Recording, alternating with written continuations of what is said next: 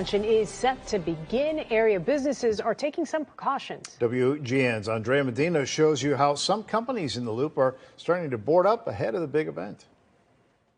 Given the uncertainty surrounding next week's convention, businesses are taking steps to prevent potential threats to their property like looting or vandalism by adding protection. We've had zero indication that there would be any protections down in the Loop. That's why the owner of Sid Jerome Menswear is reinforcing his downtown store by covering up the windows with plywood in anticipation of possible civil unrest and violent protests that may come from the Democratic National Convention next week. We know from past experiences that something could ensue, so we want to be proactive and get ahead of it. The men's clothing shop is located on Madison Street, which is down the block from City Hall and along the main route to the United Center, where significant gatherings are expected.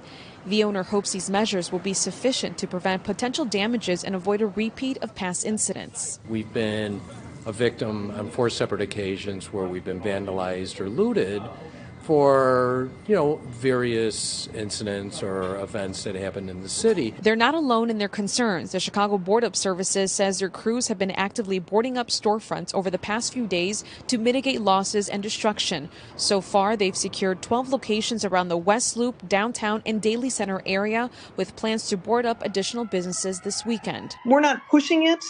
We're hoping that the city will be comfortable and there will be no unrest. But if you feel that you want your doors boarded, it's better to board them up than to wait and have to board them up and replace glass. A spokesperson with the Chicago Loop Alliance indicates that they believe the convention will go off successfully without harming businesses and considers boarding up with plywood to be unnecessary, though they understand why business owners are taking these precautions.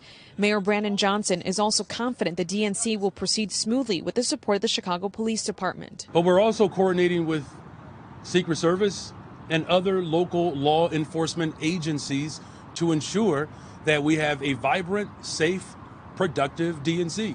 The board-up company says if businesses need something boarded up, they encourage them to do it ahead of the convention, but they say that crews will be available if they need something done next week. Reporting in the Loop, Andrea Medina, WGN News.